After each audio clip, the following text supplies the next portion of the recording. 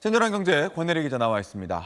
권 기자. 네. 이 복잡해서 헷갈리기 쉬운 부동산 대책 지금 하나하나 요새 짚어보고 있는데 네. 자, 오늘은 이 세금 낼 때 분양권 같이 이 집 한 채로 또 칠 수 있는 부분 그런 부분에 대해서 이야기해 주신다고요. 네. 원래 분양권은 앞으로 나한테 집이 생길 권리죠. 그래서 세금을 낼 때는 신경을 안 써도 됐습니다.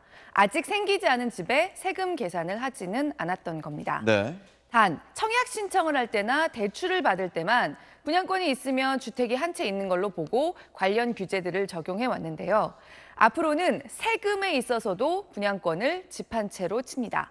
예를 들어서 집이 한 채 있고 분양권도 한 개 갖게 된 사람이라면 지금까지는 세금 계산에서 1주택자였지만 앞으로는 2주택자로 본다는 겁니다. 네. 그러니까 다주택자가 되는 거죠. 사실 이거는 작년 12.16 대책 발표 때 이미 포함됐던 내용인데요. 그때 발표됐던 내용 중에 상당수가 법 개정이 안 되면서 미뤄졌습니다. 그 미뤄진 것 중에 하나인데 이달 안에 개정하는 걸로 재추진하고 있고요. 이번에는 통과될 가능성이 큽니다. 그런데 지난 7.10 부동산 대책에서 새로 나온 내용 중에 다주택자들의 양도세 부담을 지금보다 크게 늘리는 방안이 있었죠. 네. 그래서 주택과 함께 분양권도 하나 가진 분들은 앞으로 집을 처분하려면 지금까지 생각했던 것보다 세금 부담이 더욱 커지게 될 겁니다. 내년부터 적용됩니다. 단, 정부가 어제 여기에 대해서 추가 설명을 하나 내놨습니다.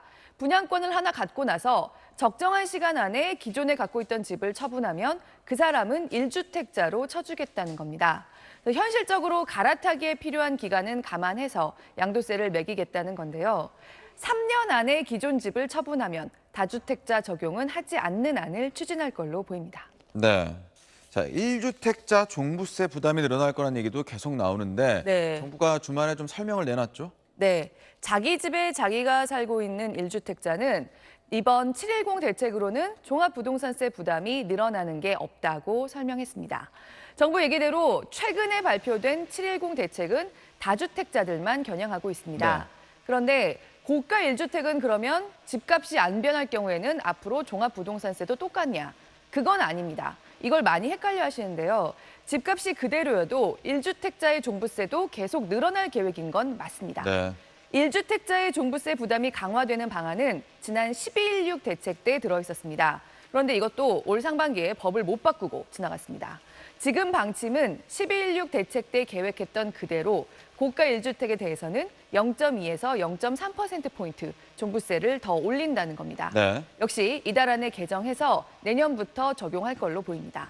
그리고 종합부동산세를 계산하는 집값의 기준도 지금 계속 시장 가격에 가까워지고 있거든요. 이거 역시 기존에 계획됐던 일정대로 가고 있습니다. 세금의 기준이 되는 공시가격 자체를 특히 고가주택 위주로 시장가에 가까워지도록 매년 올리고 있고요.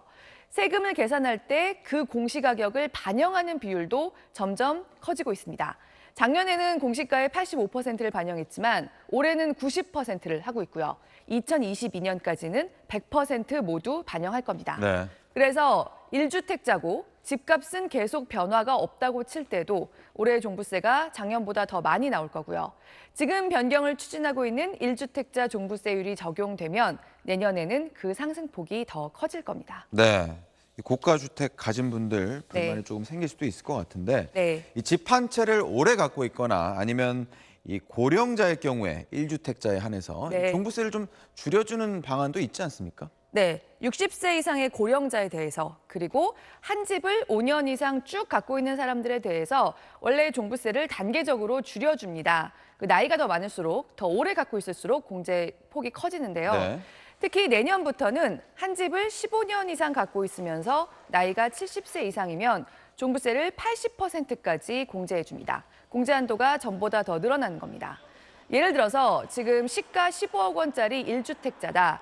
내년에도 집값이 똑같다면 종부세는 지금보다 50만 원이 오릅니다. 나이도 60세 미만이고 아직 이 집을 산 지 5년이 안 됐을 때 그렇다는 거고요. 네. 70세가 넘은 15년 이상 갖고 있던 사람이면 올해보다 6만 원 오르는 데 그친다는 게 정부의 설명입니다.